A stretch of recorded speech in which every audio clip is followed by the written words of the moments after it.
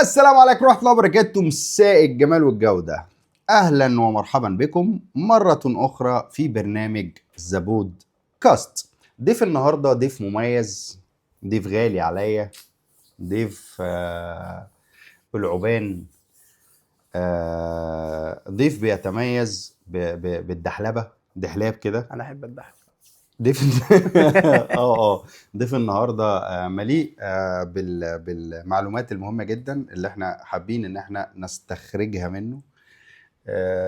معانا ومعاكم النهارده نجم بورسعيد، النجم الصاعد فارس. اخويا شادي، اهلا بيك، اخويا شادي، مساء منور الجمال والجودة. البرنامج اخويا والناس كتير حذرتني من الحلقه دي. ليه يا عم؟ والله انا مش محترم. عارف يعني انا ما عنديش شك في احترامك، ولكن ناس كتير انا مؤدب حذرتني جدا من الحلقه دي، لا وخاصه الشيخ ايمن هنري الشيخ ايمن هنري ده حذرني من يعني يا الموضوع، ريت اداني شويه معلومات من تحت ده الترابيزه معلوماته كلها نقولها في الاخر. يعني أنت لو حابب تعرف المعلومات اللي عن ايمن هنري كمل الفيديو ده للآخر. يعني هيبقى في فضيحه قويه في اخر الفيديو. لا ايمن حبيبي. لا الله اعلم، يعني الله اعلم. هو من ساعه ما صفع جون بس هو الموضوع يعني موضوع الصفعه ده برضو له قصه كده. وسمعت ان على فكره يا جماعه ايمن كان هيبقى موجود، بس كان في شرط هنقوله برضو في اخر الحلقه. هو بيصفع حد تاني دلوقتي في الدقي، بيدق في الدقي يعني والله كلمناه، كان نفسنا يبقى موجود معانا، بس للاسف ايمن يعني دي معلومه حصريه للبرنامج عشان انا مع شادي. ايمن حاليا لحظه تصوير هذا الفيديو بيدق في الدقي. تمام. هنبدا حلقه النهارده، وعايز اسالك واقول لك قول لي ايه اغرب حاجه عملت لها ريفيو؟ اغرب حاجه عملت لها ريفيو. ده قبل الفيب. كنت انا فاشون موديل وبصور ملابس وبتاع، وحد كلمني واتفق معايا ان انا هريفيو على هدوم، يعني بعت لي هدوم واعمل لها ستوري وبتاع. ولقيته باعت لي بوكسرات عليها سوبر مان وسبايدر مان وبتاع. فعملت لها ستوري، يعني خلاص البراند حلو، الخامه حلوه، والاستيك حلو بيشد انا عايز يا جماعه حد عنده اللي هيجيب لي الصور دي لفارس له مني، يعني دي كانت ستوري وما كملتش ساعه. مش مهم. اي حد يعرف فارس يا جماعه وعنده انا بينت الصور الاستيك دي تمام، له مني اللي هو عايزه. بص احلم واتمنى، اختار اللي انت شاور عليه. دي معلومه مهمه جدا، دي معلومه فظيعه. المهم المهم مبسوط ان حضرتك قلتها لي. انا طلعت اول بوكسرين سوبر مان وسبايدر مان ترند بقى. وكان في حاجات مكتوب عليها حاجات غريبه كده. المهم فقال الخامه جميله والاستيك بياخد ويدي بشكل ودي والدنيا جميله وخلاص. ورفعت الستوري ولقيتهم بيكلموني وعملت لهم منشن وبتاع وخلاص. هم براند لذيذ يعني، مش حاجه تحت السلم. قال لي لا يا باشا احنا عايزك تجرب الخامه. قلت له جرب الخامه، اقلع البوكسر والبس واحد تاني في الستوري يعني ولا اعمل ايه؟ قال لي طب طلع حتى بقيه الماتيريال واعرضه. قلت له ماشي. هم كانوا باعتين بتاع 10 مثلا. المهم وانا في الخامس السادس لقيت بوكسر بينك مكتوب عليه I am just a girl.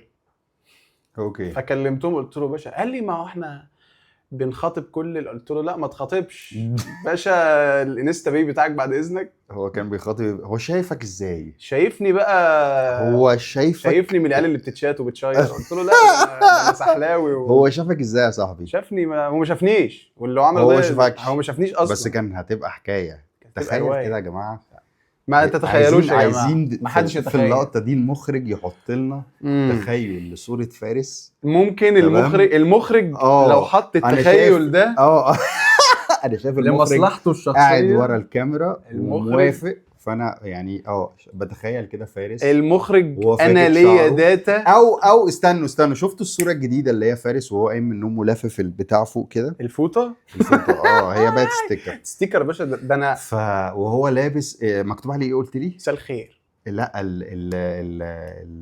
هو مكتوب عليه سوبر مان. بيتقال عليه بنتي. ده بنتي ما بيتقالش هو بينك كده ايوه. انا بحب المخرجين المركزين. ده انت انا رحت بخيالي الصراحه وهو من الظهر كده يعني. لا انا رحت كان مكتوب عليه من وش. انتوا هتروحوا معايا انا عارف يعني، انتوا هتروحوا معايا يا جماعه. ما تروحوش قوي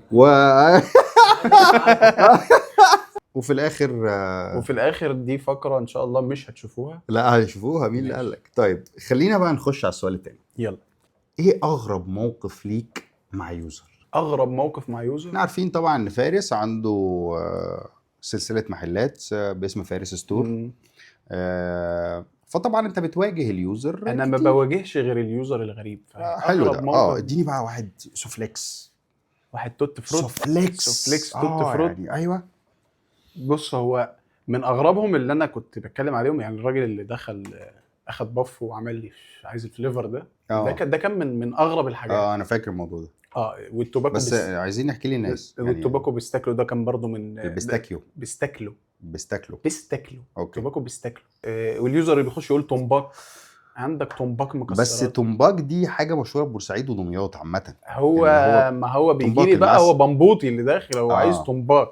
مش توباكو كراميل، توباكو مكسرات، لا تومباك. من المواقف الغريبه هم انا اصلا كل زبايني موقفهم غريب. انا ما عنديش زباين لا ادينا واحد سوفليكس. طب سيبني انا اجمعها دي، يعني خلينا في ماشي سيبني انا اجمعها. ماشي نروح لسؤال تاني على ما يتجمع واحد سوفليكس. على ما اجمع لك واحد سوفليكس توت فروت. اوكي. طبعا فارس من الناس اللي عندها فانز وعندها ناس بتبعت لها رسائل، ناس بتبعت لك رسائل، فعايزين اغرب رساله جات لك من الناس المتابعين. اغرب رساله حتى لو هي بره الفيب يعني. بص، هو انا بمناسبه الرسائل مسجات الازهر وكده، انا دايما عندي مشكله مع الناس اللي بتخش تكتب صباح الخير او السلام عليكم بس. ما انا كل فتره بخش ابص على الازهر، في حد بعت حاجه، في حد عامل منشن بتاع، فبلاقي صباح الخير. فصباح الخير دي بتبقى جايه كده فوق، والمفروض ان انا بقيت المسج تحت، فبخش اشوف الاقي صباح الخير بس. فبدات ارد على صباح الخير دي. يعني في ناس مثلا اكونتاتهم شكلهم ناس كويسه، يعني مش اطفال، مش شباب صغيرين. فاقول له صباح النور. فيقول عامل ايه؟ الحمد لله. عندك شحن؟ على صفحتي انا مش صفحه الستور. فاقول له باشا كلم الستور. وهكذا بقى. فبفتح نص الازهر صباح الخير والسلام عليكم. اوكي. السلام عليكم، انا عندي مشكله 1 2 3. من اغربهم بقى كانت بنت. يعني في بنات بتخش عادي، يعني مش هي مالهاش علاقه بالفيب، مش مهتمه بالكونتنت. لا هي داخله عايزه فارس. ازيك عامل ايه؟ وبتعمل ريبلاي على ستوري. فقعدت فتره كبيره ما بفتحش الازهر. اوكي. ففتحت لقيت حد بعت كتير. دخلت لقيت مسجات كتير قوي. ماشي. رد، انت فين؟ طب ازيك؟ طب عامل ايه؟ كتير بقى من ده. ريبلاي على ستوري. وبعد كده بدات انزل شويه تحت، لقيت صور ليها، بعت لها صور ليها. هي خلاص يعني بدات في خيالها عاشت القصه ان انا برد وبتعرف عليها وانا فلانه وعندي قد كده. الصور دي عامله ازاي؟ يعني في الاول كانت صور عاديه. اوكي. بعد كده بقى هي فاكره ان انا بشوفه وما بردش عشان انا تقيل بقى وجامد وكده. بدات الصور تبقى مش عاديه. اوكي. وبدات المسجات تبقى مش طبيعيه. اوكي. وبعد كده بدأنا بقى نروح في حتة ان انا لو رديت اصلا، ما انا ده مش طبيعي. يعني انت مستنيني ارد عشان تشرديني بقى، في حاجة غلط. انت ليه بعت لي حاجة زي كده؟ فدي كانت من الحاجات الغريبة. وفي برضه حاجة غريبة قبل كده، واحدة عملت لي ريبليت، بس دي كانت عندي عادي يعني. مش عندي دي. شفت المسج للاسف انستجرام جاب لي ان في اذر مسج من فلان مثلا. فدخلت لقيتها كاتبه لي كده وايموجي عامل كده. ده زي دي بقى قالت تتغير بقى. دي مش موجوده معانا ان شاء الله في الفيديو يعني، بس انا دي بقولها لك ليك انت. لا بس تبقى حلوه. الله اعلم يعني. الله اعلم المخرج هيعملها ازاي. المخرج ده الله اعلم هيعملها ازاي. المخرج يخرج، يا ريت المخرج يخرج. وموضوع الصور ده برضو من ضمن الحاجات المشوقه اللي حابين برضو المخرج يظهرها وانت بتحكي على يعني ماشي يعني عادي. ممكن نجيب صور طبيعيه العاديه. لا صور اللي مش عاديه. البودكاست ده ينزل فين؟ انا اقول لي فانز ولا ينزل فين؟ يعني طيب لو البود بتاعك بيتكلم هيقول لك ايه؟ هيقول لي ارحمني ابراهيم ارحمني. انت بتعمل ايه بالظبط؟ انا بص، انا يعني البودات اللي بتظهر في الريفيوهات دي مش بشرب عليها طول الوقت. انا بستخدم الجهاز بتست مثلا، بقعد معاه يوم او 2 أو 3، بشوف البطاريه، بشوف اداء الكارتريدج.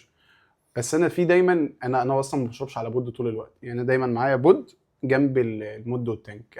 انا اولد سكول كده. ايوه عارفها انا الدخله دي. اعمل لك انا اعمل لك سبسكرايب ومفعل زر الجرس. عارفها ايوه. فانا بحب اشرب على مود وتانك. انا بشرب على مود وتانك فري بيز 12. وبتست بقى، يعني مثلا جالي البود ده من الشركه الفلانيه، فبجرب اشوف اداء الفليفر ايه هنا في الفواكه، في التوباكو، في المخبوزات وهكذا. بس انا لما بمسك البود اعمل له تيست، انا بتغابى عليه. يعني بعمل له تيست بتغابى عليه، مش اللي هو بفين 3 الفليفر هنا حلو زي ناس. لا انا بحب اختبر كل حاجه فيه.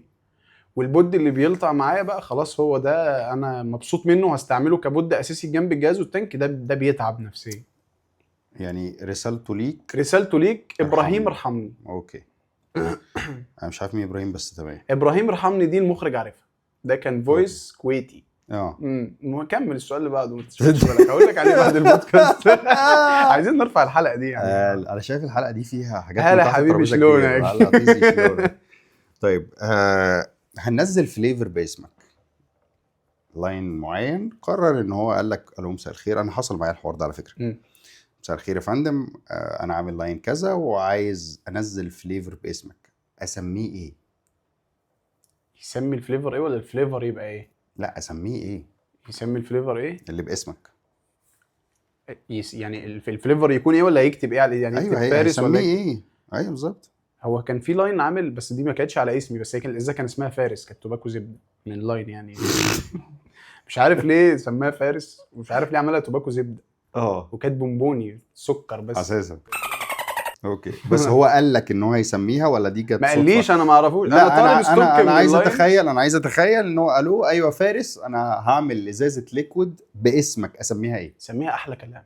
احلى كلام. احلى كلام دي والله اللازمه حلو. على فكره يا جماعه اللي بيحصل ده ممكن صاحب لاين يعمل اللقطه دي ويسمي ازازه باسم احلى كلام، هي هتطلع ترند خلاص. الموضوع منتهي. انت عارف احلى كلام دي لازمه عندي بمناسبه احلى كلام اصلا يعني انت عندك مساء الجمال والجوده. انا عندي احلى كلام بس دي مش لازمه. انا لا لازمتي حاجات تانية خالص. دي السلوجان. انت لازمتك انا عارفها. إيه؟ انت سوبر شادي. ايوه بالظبط. انا اللازم عندي لا بتتغير، أنا ولكن عندي احلى كلام وبدات تبقى سلوجان دلوقتي يعني. انا لما بقولها في كل حاجه يعني ممكن مثلا خلاص بقى الطبيعي حد جاي بيتكلم في اي حاجه بقول احلى كلام. حد عايزه يسكت زي الله المستعان كده اللي هو خلاص احلى مسا عليك. احلى كلام. لا احلى كلام دي جيت في فتره كده كنت قاعد انا في الستور بعد ما خلصت اليوم وقاعد كده مشغل جورج. انا بحب جورج. وكان بيغني اغنيه كده طرب فبيقول عايشين سنين وايام دايبين في احلى كلام. ايوه المخرج بص هيكملها لك بقى بالاغنيه ولا خوف من الايام. فانا الله احلى كلام. لا فمن ساعتها بقى وانا موضوع احلى كلام ده عندي. بفكر اكتشف في فارس الحته الفنيه اللي جواه. لا ده انا فنان جدا. طب ما تغني لنا. انا اول ما بصحى من النوم ببقى جورج وبعد كده بقلب على وائل جسار. بفضل بقى انزل في تيون الصوت لغايه ما ببقى فارس عادي خلاص مش حاجه. ببقى فارس البورسعيدي بقى. فارس البورسعيدي جوه الستور مع اليوزر وبحاول ابقى فارس الطبيعي في التعامل العادي في حياتي. بس هم بيجبروني ابقى فارس البورسعيدي. انا لما بتعصب ببقى بورسعيدي. استذكرت دلوقتي موضوع. استذكر حبيبي. لما كنت في بورسعيد عند فارس فكنت بقول له احنا هنصور بودكاست مع بعض، فقال لي انا عايز اصور. انا افتكرت دلوقتي حالا انت كنت قلت لي، انت فاكر قلت لي ايه؟ لا فكرني. بس انا بقى اكيد قلت حاجه. قال لي انا هعمل لك ريفيو في الحلقه عن الحجر ابو خوصه ده. تمام. الجوزه بتاع بورسعيد. وقال لي الحلقه دي هتبقى بشكل معين. افتكرت الموضوع. بس ده احنا محتاجين بودكاست هناك عندنا في بورسعيد في قهوه اولد سكول عشان اوريك الجوزه. اولد سكول جدا يا ريت جدا كده وانت في نص يا جماعه الموضوع القهاوي الاولد سكول دي حبيبي. انا كنت عامل كنت عامل مقتطف لقهوه اسمها قهوه ابو يوسف عندنا. قهوه ابو يوسف دي السقف اصفر، السقف لونه اصفر من المعسل كنت منزلها. اوكي. وانشرف الارض. لا يا جماعه عايزين لا انتظروا بودكاست القهوه الاولد سكول. طيب لو انت يعني خلينا نطلع بره اطار الستور لو انت ما كنتش يعني سيبك من الستور. يعني سؤالي ده مش عشان ترد عليا وتقول لي بياع او ستور او صاحب محل او لو انت مش صاحب محتوى، يعني الكونتنت بتاعك لو انت مش صاحب المحتوى هتبقى ايه؟ لو مش صاحب محتوى على السوشيال ميديا عموما هبقى ايه على السوشيال ميديا ولا هبقى ايه في حياتي؟ يعني زي ما تحب. السؤال المفتوح. يعني لا لو كنت هبقى ايه على السوشيال ميديا فكنت هبقى بهزر يعني. انا بص انا او كان هيبقى السوشيال ميديا بالنسبه لي السوشيال ميديا بتاعت اي شخص عادي. يعني بنزل صوري بحكي يومي كلام من ده فلوجز حاجات من دي. لكن طالما ما فيش كونتنت اساسي فانا مش هحاول يبقى ليا كونتنت انا مش فاهم فيه. اوكي. لان انا ما يعني بعرفش، مش هيبقى في محتوى تاني غير مش الفيب. هيبقى في محتوى اساسي غير الفيب، مم. غير لو حاجه انا فاهم فيها. ما هو انا ليه الكونتنت طب ليه بتاعي ما فيب؟ تبقاش مثلا، بما انك اوريدي كنت بدأت في موضوع الموديلنج ده، ما كانش ليه ما يبقاش المحتوى بتاعك موديلنج وبتصور لبس، والموضوع اتطور مع براندات مثلا؟ كان هيبقى كده لو كنت كملت في الحته دي، بس انا الحته دي جيت في موضوع وقت البوكسرات كده. قفلك. موضوع البوكسرات، ما انا بقول لك الاستيك بتاعه، خصوصا اول غسله الميديم بقى 2 اكس، الموضوع قفلك ريفيو سلبي. خلاص. لا بس موضوع البنك هو اكيد الحته الموضوع دي. البنك يا ريت ما نذكروش كتير عشان المخرج هيمنتج كتير كده. لا مين اللي قالك؟ مين اللي قالك؟ بجد والله. مفيش. على فكره، لا طب اقول لك احنا في تفصيله الحته بقى. دي هنتخيل تاني ايوه هضيف البنكي. لتخيلك كان مرسوم عليه كان مرسوم عليه اللي هو البينك بانسر ده، اللي هو البينك ابو مناخير ده. الله. طيب اديني بقى من الحاجات الفليفرات الغريبه اللي انت دقتها في حياتك. ممكن تقول اسم اللاين عادي، من الفليفرات الغريبه هي كانت دايما بتبقى في البريميوم. يعني طوكيو مثلا عامل خيار، عامل شاي ماتشا، شاي اخضر بالماء، كان بيعمل حاجات كده، كان فيهم فليفر طعمه شرابات بس مش فاكر ايه. شرابات، طعمه شرابات صريح. طعمه يعني شيتوس. شيتوس مقبول شويه يعني، بس شرابات دي اللي صعبه قوي. ما هو في شيتوس، اللي هو شيتوس ده براند معروف. كان في بقى عندك حاجات تحت السلم زي ويندوز حاجات البافس اللي ملهاش اللي بتفتح كيس كده في مكان فبيبقى فيه ريحه شرابات. يا ترى ايه الازازه اللي هو يقصدها؟ كان نفسي افتكرها. يا ترى ايه الازازه دي؟ وبيعمل حاجه، وبيعمل شاي بلبن يعني في فليفرات. يعني المشكله مش في كده، يعني انا ما عنديش مشكله في كده. يعني النهارده الناس طوكيو مثلا نزل طوكيو خيار، اوكي، فانا كصاحب ستور مش هجيب حاجه زي كده. ولو عملت تيست اكيد مش هتعجبني، يعني ليه اشرب خيار؟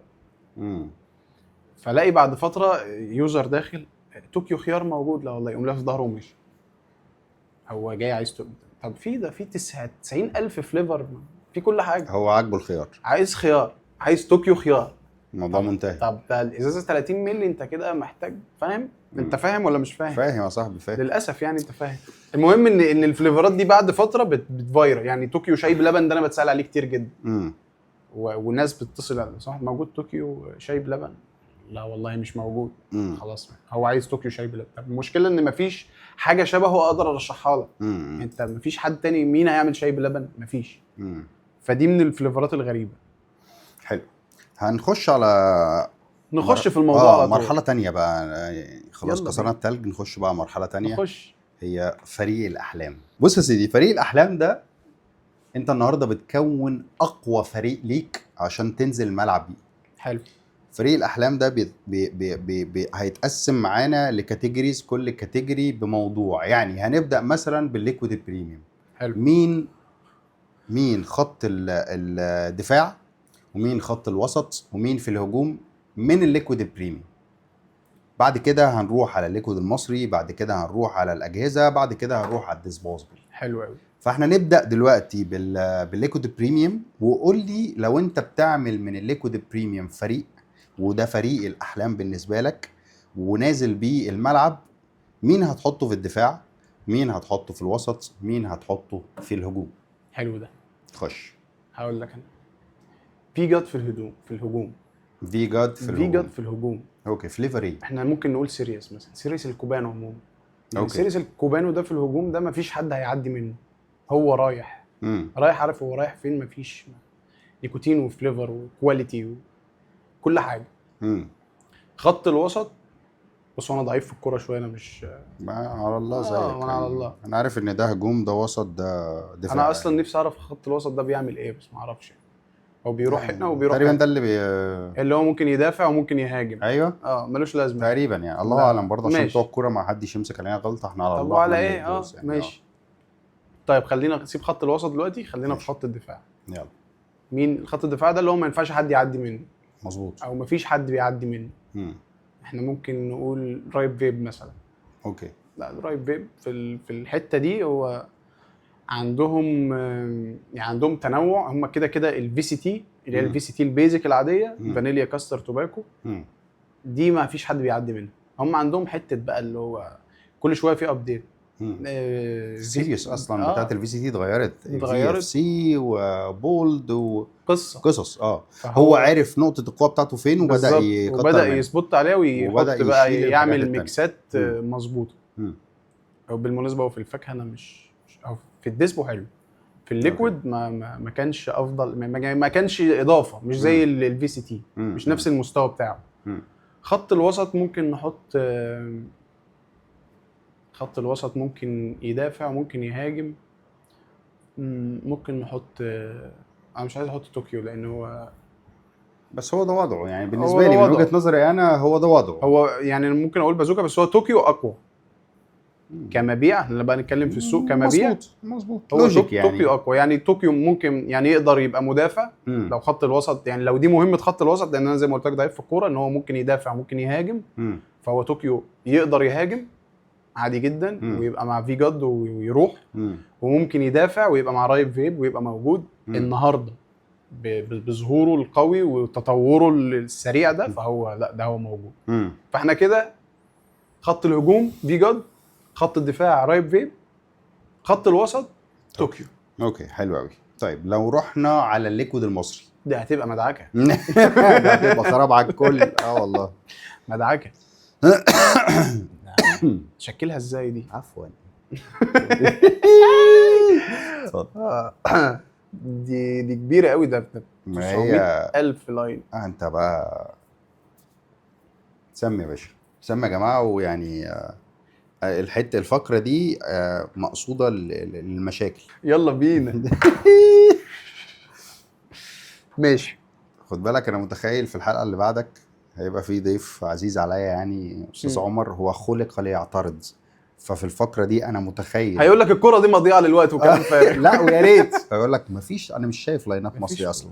انا مش شايف حد. انتوا كلكم على كده. والله كلكم. فانا طب بالنسبه للبريميوم كلكم. ايوه انا بشرب دراي توباكو الوحيده اللي في الدنيا ممكن تتباع. و12 نيكوتين. اللي بيشرب 18 ابن، اللي بيشرب سولت امه،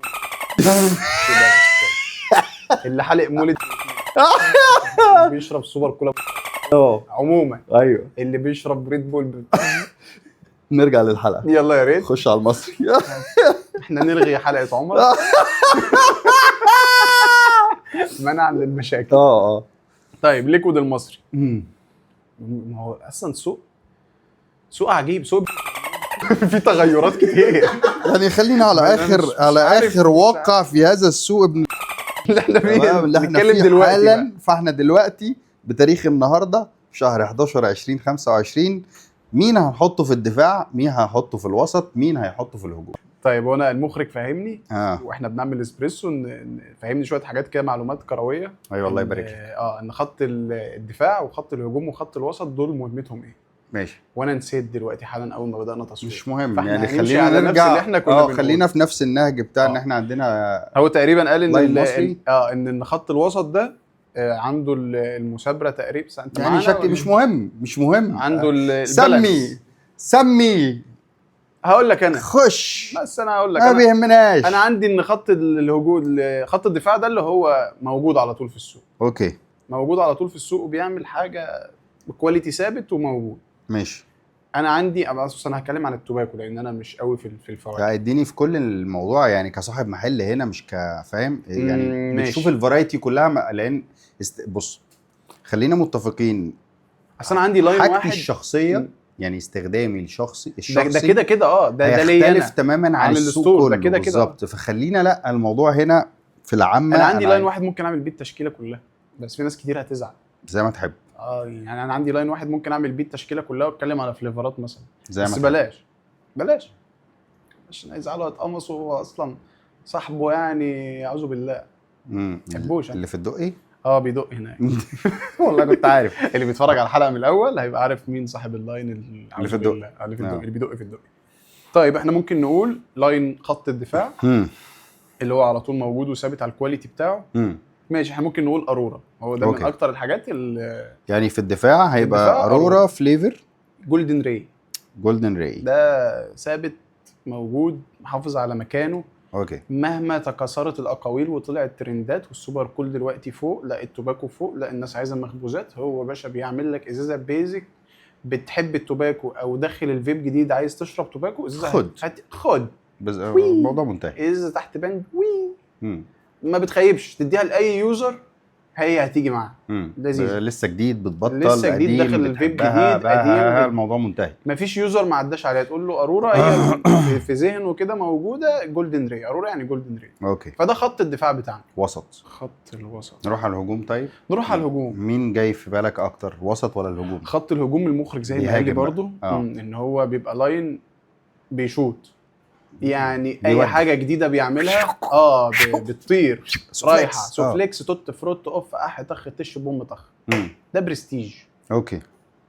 ده برستيج ماشي. بيعمل الترند وكله بيروح معاه. وبيعمل الترند مظبوط. مش عشان اي حاجه والله، بس هو فعلا انا بتكلم عليه كلاين، ماليش دعوه كشخص، ماليش دعوه كاي حاجه، حتى ماليش دعوه كمبيع. انا بتكلم على ده لاين بقاله قد ايه موجود. انت لو شربت من برستيج ازازه هو بيعملها بقاله 5 سنين او 4 سنين او ايا كان، وجبت نفس الازازه النهارده من الباتش اللي طالع النهارده، هتلاقي الازازه دي هي الازازه دي. هو موجود هنا. هذا في الهجوم انت شايفه في الهجوم رايح. هو بيشوط وعنده فليفر 2 3 4، يعني مستحيل تقدر تجيبه من فليفر او 2. هو فليفراته كلها مميزه وهو ثابت على ده. حتى لما بيجدد هو ممكن يكون مش كل وقت او مش كل شهرين 3 بتلاقي فليفر جديد، لا ده هو قاعد شويه معاك. ممكن كل سنه يقوم طالع بفليفر. في السنه دي هو في 6 شهور وهو بيحضر للفليفر دي بقى من معرفتي الشخصيه لصاحب اللاين. هو بيحب يعني بيموت الفليفر اللي هو عايز يعمله، ما بينزلوش غير هو ده. مهما كله قال له ماشي، لا هو في دماغه حاجه انا مش هنزل الفليفر غير كده. فدي انا شايفها هي دي اللي بتخليه يشوط، هو بيعمل الحاجه مظبوطه. فبرستيج في خط الهجوم. حلو. عايز احدد لك فليفر بقى. اديني فليفر برضه. بص انا هقول لك في الفليفرات اللي بتشوت. سمي واحد بيشوط. انا هسمي لك واحد وهسمي لك فليفراتي المميزه، يعني الحاجات اللي انا شايفها بيعملها مميزه. الواحد بيشوط دوليتشي دي بتشوط، دي سوفليكس ازازه مسكره وما بتجزعش وكل حاجه عكس الثاني. وازازه لذيذه ومش معروف ايه اللي جوه الازازه، فانت ما بتنهيش قلبك. دوليتشي. الكوين لذيذه بس انا ما بحبش الحاجات المسكره، هي دسمه. هي مميزه برضه. عنده ازازتين، عن 3 ازايز انا شايفهم في التوباكو حاجه خطيره. R10 و R8 والامبيرور. نرجع تاني لمرجوعنا عند خط الوسط، وده الحته اللي انت مش عارف ليه حاسك مقلق منها. انا اشمعنى الخط الوسط؟ يعني الدفاع كان عشان خط الوسط ده انا مش فاهم وظيفته. ممكن يطلع حاجه وحشه اقول لاين محترم عادي. ودي كارثه. لا يعني ماشي. خلينا ارورا في الدفاع وبرستيج في الهجوم بما انه بيشوط. ده اللي المخرج فاهمه. اوكي. خط الوسط اللي هو احنا هنمشي بقى على السيستم بتاع التشكيله القديمه اللي هو ممكن يشوط وممكن يدافع. اوكي. بس الفكره ان هو لاين متغير، يعني هو مش لاين واحد. احنا ممكن نقول يعني براند ميراج مثلا، براند ميراج نفسه. اوكي. مش هنقول الكسندر ومش هنقول ليكويد ميراج، هو ميراج لانه هو بصفه عامه. ميراج لا بصفه عامه لانه عمل جوسي كمان، فميراج هو متجدد. اوكي. فاحنا ممكن نقول ميراج لانه هو عنده القدره ان هو يشوط وعنده القدره ان هو يفضل ثابت على نفس المستوى بتاعه الكواليتي، بس بشكل اكبر شويه من ان هو يبقى لاين واحد زي ارورا او برستيج. هو اكتر من لاين بس كلهم كواليتي واحد، اداء واحد، مع الاضافات الجديده اللي بتخليه بيعرف يشوط. بيعمل حاجات جديده، هو مبتكر مش بيقلد. فاهم. هي دي الفكره. فاحنا كده عندنا تشكيله كامله. حلو قوي. يعني عندنا ارورا في الدفاع، عندنا ميراج في خط الوسط، وعندنا برستيج في الهجوم. ننتقل الى فقره الاجهزه. هاردوير بقى بصفه عامه، يعني هنسمي بقى الشركه والديفايس بتاعها ايا كان، بود مود تانك، ايا كان الموضوع. احنا هنتكلم بالسوق النهارده. حلو. انا كاولد سكول. ايوه. فهو بالسوق النهارده مفيش اولد سكول. مظبوط. في للاسف الشديد نيو سكول ومولت وريد بول على راي عمر العزوم. مظبوط. كلها خلاص زاطت. كلها في الجين زي. بمناسبه الجين زي. خد بالك عشان احمد مرسيدس احمد مرسيدس ده اخويا يا حبيبي. ايوه. كل باف بتاخده اسرع من اللي قبله. ايوه. قول لي جين زي هتلاقيه طالع لنا حالا. انت فاهم منين؟ ما اعرفش. فظيعه. في الشلاحات بيودي الشلاحات، بيودي على طول. والله. على فكره المفروض جين زي يبقى في خط، بس هو مش بيشوط، هو بيمسك الكوره بايده. ايوه. يخش يحطها في لحد كده. في حد ليه حاجه، مين الحكم؟ انت الحكم. خد. انا جبت جول. انا يا باشا ما اقدرش ارشي العارضه. لو السرعه فين؟ مفيش رايت، مفيش سكاره. لا مفيش. في العارضه هو كده. انا هلعب واكسب. ايوه. بكام؟ ايوه والله هلعب واكسب. انا هزيع حصل. هزيع هو كده زي يا عم، ما بقول لك. يا عم ما ينفع زي ما بقول لك. انت هتدوشني ليه بكام؟ ايوه الموضوع منتهي. طيب يلا يا باشا نخش على هاردوير. نسمي. فاحنا هنتكلم بودات، مفيش اولد سكول النهارده فبودات. اوكي. فالشركات كلها اصلا بتعمل بودات النهارده. كبودات مش كديسبل، مش كديسبوزبل. الفقره الجايه ديسبوز. ماشي كبودات. خط الهجوم يعني مش عارف، اوكسفا للاسف. اوكسفا هجوم. اوكسفا مسيطره على خط الهجوم. كالحته اللي هي بتاعت ايه، اللي هي بتعمل اي حاجه بتشوت. هي بتشوت. خط الوسط لا، خط الدفاع. الوسط ده بنسيبه للاخر دايما عشان انا مش فاهم وظيفته ايه. خط الدفاع خط الدفاع يول. اوكي. يول قديمه. حلو. وعارفه هي بتعمل ايه، وممكن خطواتها بطيئه شويه بس هي بتنزل تجيب من الاخر. احنا قلنا الهجوم اوكسفا، الهجوم اوكسفا، ورجعنا للدفاع يول. لسه خط الوسط فابريسو. انا بتكلم على البودات. بالبودات اللي نازله زي اسمي اجهزه بقى. سيريس الاكس ليم، مش النكس ليم، الاكس ليم العادي اللي هو الاكس ليم برو 2 برو 3 الاخير اللي نزل. ده السيريس عموما بتاع الاكس ليم هو اللي في خط الهجوم. يول عموما كاي بود بتنزله هي في خط الدفاع. اوكي. اقول لك سيريس معين، او ممكن نقول سيريس الجي. اوكي. الجي اخر حاجه نزلت بقى. سيريس الجي عموما 3 4 5 وال5 جاي في الطريق. والفابريسو بالسيريس بتاع الاكسروس. وخصوصا بقى الكارتريدج بتاع الاكسروس. هو فيه مميزات كتير. هو بالنسبه لي التوب في الكارتريدج. يعني اوكسفا هي في خط الهجوم. بس هي ككارتريدج كانت طفره اول ما نزل. ده كلام بقى من هي طفره من تحت السلوب. هي ككارتريدج طفره. بس النهارده لا، هي كارتريدج مش طفره. يول طفره عنها، وفابريسو طفره عن الكل. ده بتجربتي انا الشخصيه. طبقات الفليفر في التوباكو، في المخبوزات وفي الكلام ده، واداء الكارتريدج نفسه لا ده طفره. مشكلته الوحيده اللي هو مش توب فيل بقى، اللي هو تقعد تفتح وتقفل دي بتنعم، اللي هي بتاعت يول القديمه. هي دي تشكيله الهاردوير. نروح بقى على الديسبوزبل. ديسبوزبل بقى، بلاش ديسبو دي عشان بلاش ديسبو دي عشان كان معاكم. احنا بنعمل ريلزاه حكايه ولا دي حلقه؟ لا خالص. ده بودكاست. ده بودكاست مش ريلزاه حكايه. لا فالديسبوزبل عندنا هنحط مين في الهجوم، نحط مين في الوسط، نحط مين في الدفاع؟ بص انا مش في الديسبوزبل قوي يعني، بس انا هقول لك نظريتي انا يعني. اوكي. فيهم شركه غير متوقعه كمبيع. يعني غير متوقعه. هتحطها في الاول قبل ما نسميها؟ هحطها في الوسط. اوكي. اللي هي راحه جايه. أوكي. ممكن تهجم وممكن تدافع. هي بدأت تثبت نفسها. هي جديده بس بدأت تثبت نفسها بشكل التطور بتاعها سريع. اللي هي بالمناسبه وكا ريلاكس. ريلاكس عموما. برافو عليك. بسيريس الوكا يعني جابنا. بص هم رايحين قوي وعاملين كل حاجه السوق المصري عايزها. هو جاي يدرس السوق. شوف انت عايز ايه وانا معاك. شوف انت عايز ايه. 2000 باف، عايز بافات قليله خد. 2000 باف خد. بود ليكويد. انت عايز ايه موجود. مرخص بباندرول. انا يعني انا اكلمك كاستور. انا ما عنديش اي قلق ان انا اجيب الشغل. مرتجعات فتحت يا باشا ديفايس.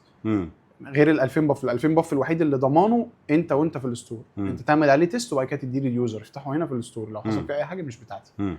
اي جهاز تاني اي ديفايس عليه ضمان.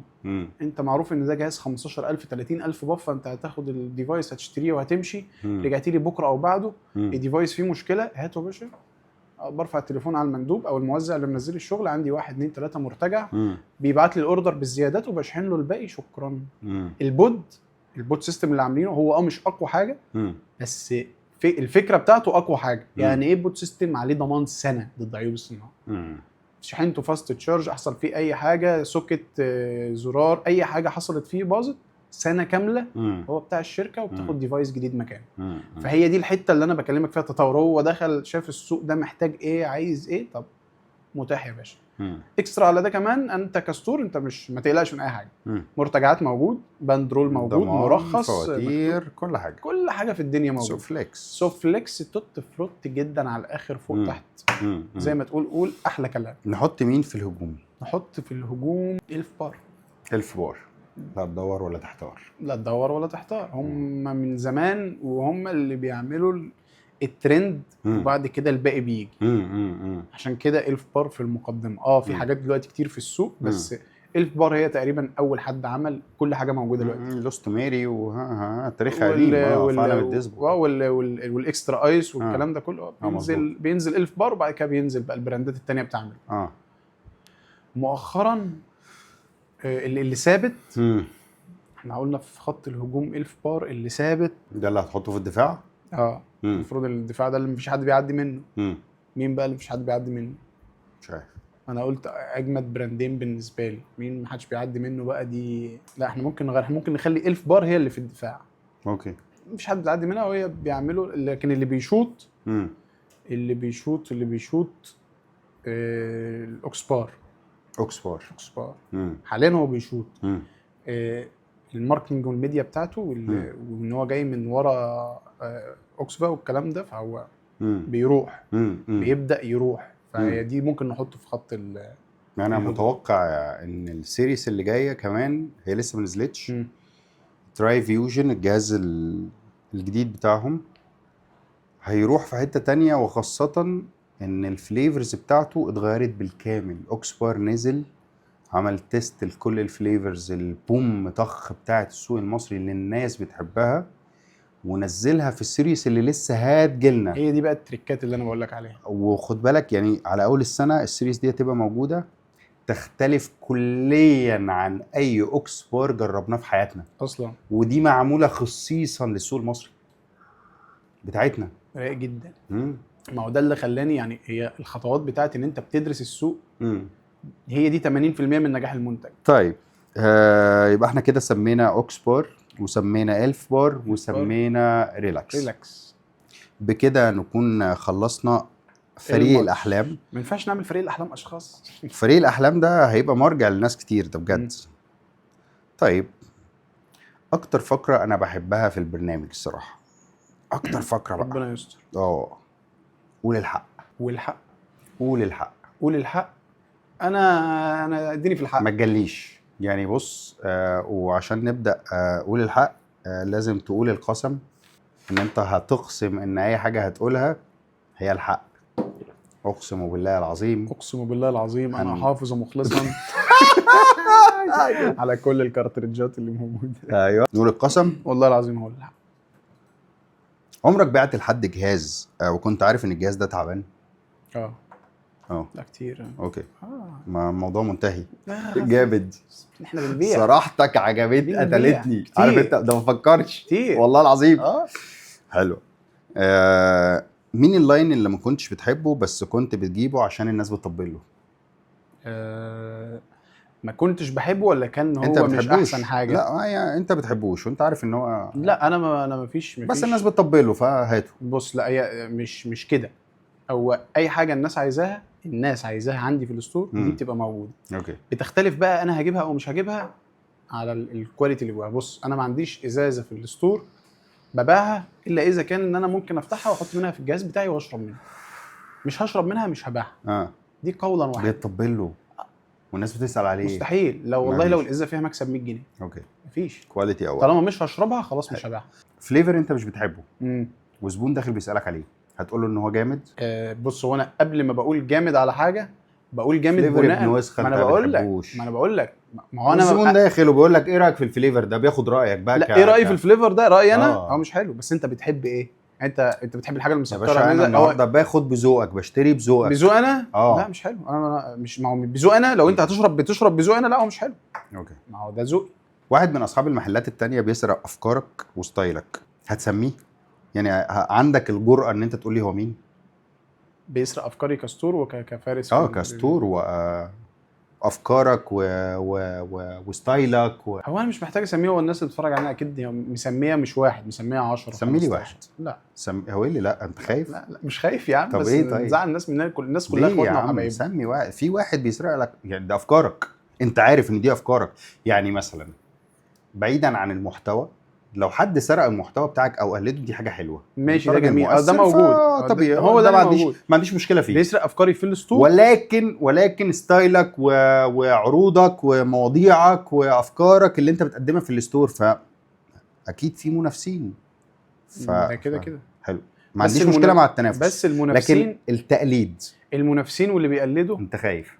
مش خايف، انت خايف الناس دي يا عم انت خايف. ما هو بص زي ما رديت يا عم انا مش خايف، طبيعي ان يبقى عندك الجرأه ان انت فلان مش خايف فلان. بس انا الناس دي كلهم اخواتي وحبايبي، ملهاش علاقه، احنا ما بنغلطش فيه، احنا بنقول وبنعترف ان انت عارف ان هو بيقلدك، وهو عارف ان هو بيقلدني والناس عارفه ان هو بيقلدني، خلاص خلي الناس تكتب لنا في الكومنتات، والكومنت الصح انا هعمل عليه رياكت لاف، هعمل عليه رياكت لاف، هنشوف. اوكي ما تستفزنيش. انا مش بستفزك، انا يعني هو السؤال كده، احنا حلفنا ان احنا نقول، انا حلفت ان انا هقول الحق بس انت مش عايز تقول. طيب نروح على السؤال الثاني. ايه الجهاز اللي انت شايف انه ما يستاهلش وسعره مقلب؟ شايف ان هو جهاز مقلب وسعره مبالغ فيه؟ جهاز مقلب وسعره كمان غالي. هو الفكره ان ما عادش فيه اسعار غاليه يعني يعني ما يعني خلينا في حته ان انت شايف ان الديفايس ده ما يستاهلش السعر ده، وان الجهاز اصلا مقلب. يعني ما هو برضه احنا هنرجع لنفس النقطه، اي جهاز انا يعني بص انا كلامك عندنا مش علاقه انا دلوقتي، ما هو النهارده الجهاز بيتحرق اصلا حتى لو هو مقلب، مش موضوعي، بيبقى سعره حلو، مش موضوعي بالنسبه مش موضوعي. انت اصلا احنا ممكن نشوف الجهاز المقلب، انت اصلا بتبيعه وانت عارف ان هو مقلب، هو ما يستاهلش فلوس دي. حتى بقول لك ايه، جهاز ب 100 جنيه، ب 100 جنيه حتى ال 100 جنيه ما يستاهلهاش. اوكي رساله وصلت. تمام. مين اكبر منافس ليك؟ اكبر منافس ليا مش بنافس حد، لا المنافسه عادي طبيعي، احنا بننافس اكيد، بس اكبر منافس ليا انا، يعني انا بنافس نفسي دلوقتي حلو في اللي بعد كده. لكن انا مش حاطط مثلا ده رد دبلوماسي، مش دبلوماسي، لا بس ده بجد والله ده بياكلش. هقول لك على حاجه، يعني انا مثلا ما ينفعش احط مثلا فلان، يعني مثلا ما ينفعش احط شادي منافس ليا. هغششك مثلا بدري لما كان هنا قال لك المنافس بتاعي القط، عادي ماشي، المنافس بتاعه هو ده تاجر وده تاجر، ماشي. انا كستور مستور، لا ده ستور وده ستور، القط ستور ده ستور وده ستور، انت بتتكلم على ستور يعني. ايوه يا بقى، منافس ليا كستور مفيش، كلنا بنشحت اليومين دول اصلا. كلنا بنبيع بخساره اليومين دول، ده بالنسبه للاستورات، لان احنا في بورسعيد الدنيا عندنا صغيره شويه، مش شرط انت ممكن، فاحنا مفيش حد بينافس حد، احنا بنخسر دلوقتي، اللي بيكسب هو اللي كسبان. القط ما كانش فاتح في القاهره، لسه مؤخرا فتح في القاهره، ولكن هو ما كانش فاتح في القاهره، مفيش ملهاش علاقه على نطاق الجمهوريه. يعني مين انت شايف ان الستور ده منافس ليك على نطاق الجمهوريه؟ انت شايف من وجهه نظرك انت؟ بص هو يعني شايف ان مفيش حد بينافسني بصراحه. اوكي، ده رد حلو، ما عنديش مشكله فيه. جالك مرتجع قبل كده وبعته تاني؟ مرتجع وبعته تاني ايا كان بقى، هو ليكويد ديفايس اي وات ايفر، انت شايف دي جات لك؟ لا جالي كتير. أوكي. ليه بقى؟ هو ممكن يكون مرتجع عشان مش عجباني وتقعد توجع عقلي وتقعد تقرفني، هاتها هاتها اشربها انا. لا ابص على الحاجه، ما انا بقول لك ابص على حاجه ما فيش حاجه اصلا، هو اصلا مرتجع ما فيهاش حاجه، خلاص انا هبيعها تاني، وبعتها تاني، واللي اشتراها ما فيش منها مشكله، انا شايف ان هي بس هو اشتراها وهو عارف ان هي مفتوحه ما تتحطش على الرف تاني. يعني لو ليكويد ما تتحطش على الرف تاني. واللي انا باخدها منه هي مرتجع بس، باش انت فتحت الازازه دي وخدت منها مثلا تانك او خدت منها 2 مللي بتوع الكارتريدج، فدول بقد كده عشان دي مش هتتباع مقفوله تاني. بس واللي بيشتريها بيبقى عارف ده، وبسعر برضو نفس الفكره يعني. طيب. بس وفرت على نفسي وجع الدماغ. لو جالك عرض من حد من صحاب الستورز، يعني حد عنده ستورز تمام، وقال لك انا عايز اشتري البراند بتاعك ويطلعك من السوق عندك لا انت هتبيع يعني سي مثلا انت عندك كام ستور؟ انا عندي 3. حلو. لو واحد قال لك يا باشا انا هاخد ال3 فروع دول بالبراند بتاعهم اللي هو فارس، بالستايل، بكل حاجه، وخد كذا يعني واتكل انت على الله. ماشي. اقول الرقم يعني مثلا؟ لا أو اقول ان هوافق المبدا نفسه، المبدا هتوافق ولا لا؟ مش فكره رقم بقى وفكره ستور، فكره اللي انا عملته او ده لا يقدر. ما هو ده اللي بيشتريه. ما هو انا بقول لك فانت اللي انا عملته ده انا ممكن اقدره بفلوس. حلو. يعني انا عندي مثلا بضاعه في ال3 محلات ب10 قروش. اوكي. فهو جاي قال لي انا هشتري المحلات دي، شو اعمل جرد. بس هو بيشتري البراند والاسم والبراند احط له سعر. انا اقدر احط سعر للستور كمحل او كعقار او كبضاعه. بس ما اقدرش احط سعر للبراند للفرانشايز. دي حاجه انا تعبت فيها، ملهاش سعر بالنسبه لي. ابيعه نفسي لاول مشتري آت. لا مش انا، لست انا هذا الشخص. يعني بتاع فيب وهتفضل مكمل والموضوع منتهي. انا قاعد على تكمله للسؤال اللي فات. يا ريتك كنت بعت. لو الليله كلها قفلت بخ خلاص مفيش، تشتغل ايه؟ ادي الله ودي حكمته. لا ده انا اشتغلت كتير قبل الفيب. هتشتغل ايه؟ ماليش دعوه باللي فات مات. هنطلق على الميديا بقى. انا هنطلق على الميديا بقى.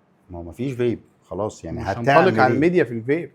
انا اديني سمي لي حاجه وهعمل كذا في مجال كذا في الدنيا. يعني بلان بي بتاعتك. البلان بي انا هخش بقى في المجال بتاعي اللي كان قبل الفيب في الملابس. افتح ستور للملابس كلوتات بقى وبوكسرات وهضايع دماغه مش قادر يخرج بره الكلوتات.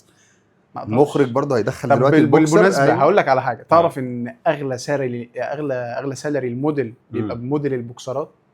طبعا ما هيقلع. لا مش فكره ان هو هيقلع. كريستيانو رونالدو موديل بوكسرات. يعني ده كريستيانو عادي. ما هو شفت السكس باكس عامله ازاي؟ السكس بالف بتاعت السخان. يا اسطى انت بتقول ايه؟ ما انا بقول لك ده محلش، ده ما سابش حاجه ما عملهاش. ما انا بقول لك لا سيبك بقى من كريستيانو. سيبك من كريستيانو. الموديل اللي بيصور بوكسر لكيلفين كلاين مثلا او لاي براند ده الاعلى سالري. وده واصل لمرحله في الموديلنج اللي هو فيش هو خلاص هو كده قفلها. قفل مجال الموديلنج ده انه يصور بوكسرات. وليه لا؟ عندك بلان بي. خش في الملابس بقى. استغفر الله العظيم يا رب. الله اكبر. طيب عمرك عملت اللي هو اوت اوف ستوك وانت عندك من البضاعه؟ يعني المنتج عندك وانت اعلنت انه اوت اوف ستوك ولا لا؟ ما موجود ببيع. ولو اللي عندي ده اخر حاجه ببيع. طيب علينا فلوس علينا ايه كوارتر.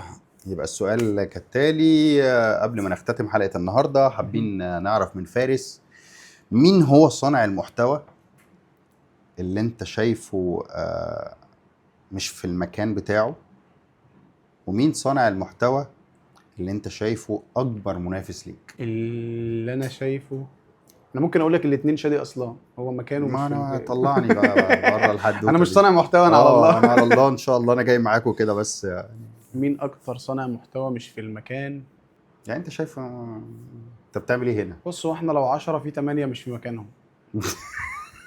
الاخر بقى مش فاضل مين؟ طيب مش كاشخاص. مش كاشخاص. هم كاشخاص قد الدنيا. على راسي. انا اقل الناس. بس هو كفيب انت لما بتتكلم عن حاجه او انت بتعمل كونتنت عن حاجه فدي حاجه خلاص انت فاهمها وهارسها ودارسها وعارف انت بتقول ايه.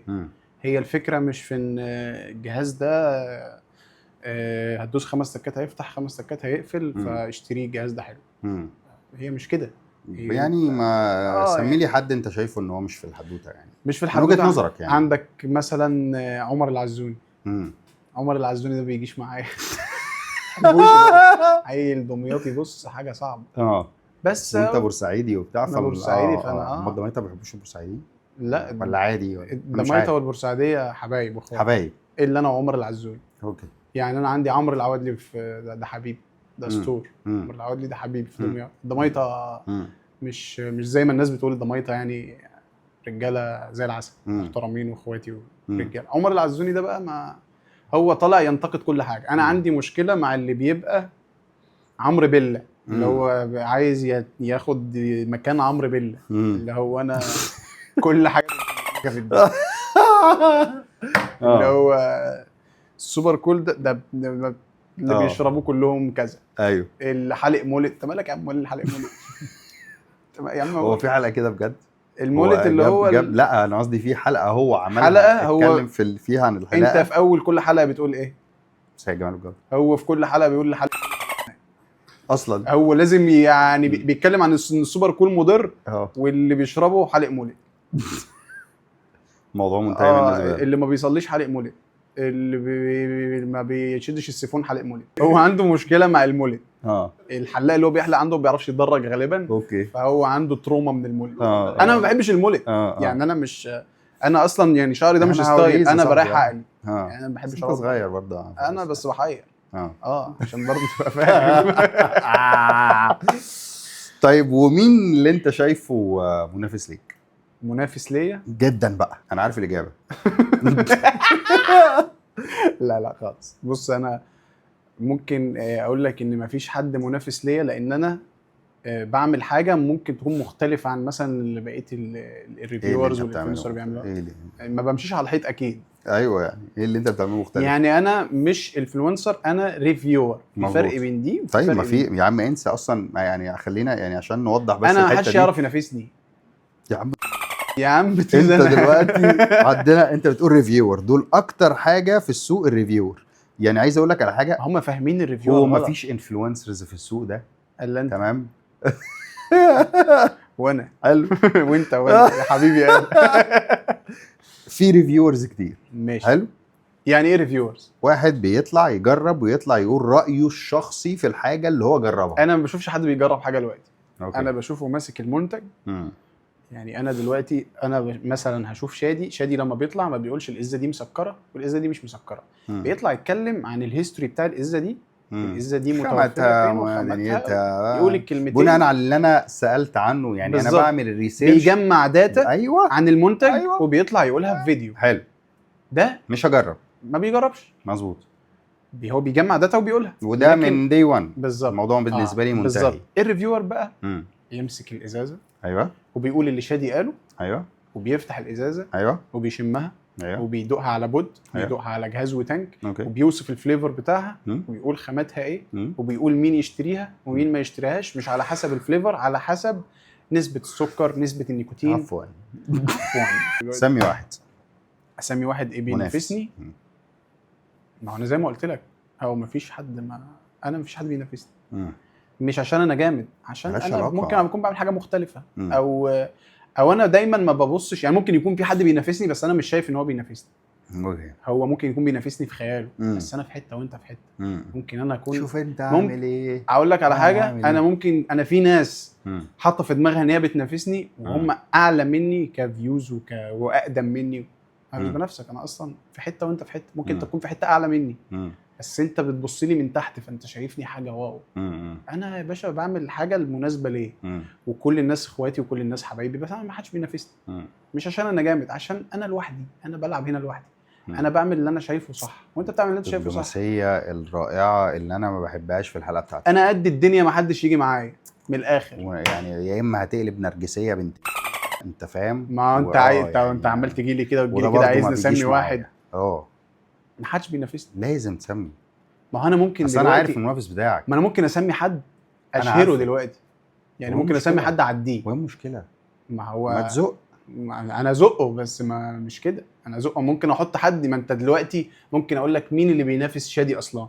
فشادي يذكر حد يا عم ما حدش عارفه في طبق اليوم غير 3 عنده بيعملوا له لايكات عشان يكسبوا جيف اواي. ماشي.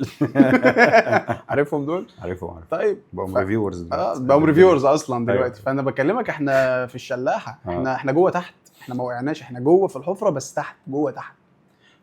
فشادي ممكن يذكر حد دلوقتي. الحد ده خلاص يبقى يعيش على ان شادي اصلا قال ان انا منافس ليه. فاهم حاجه؟ فهي ما بتبقاش كده. فانا مش بقلل والله من حد، والله ما بقلل من حد. نكتفي بهذا الرد الدبلوماسي عشان انا زهقت من الواد ده. اخويا وننهي الحلقه. ننهي بسؤال انت ما جاوبتش عليه في الاول الحلقه، وهو ايه الموقف اللي حصل معاك في الستور؟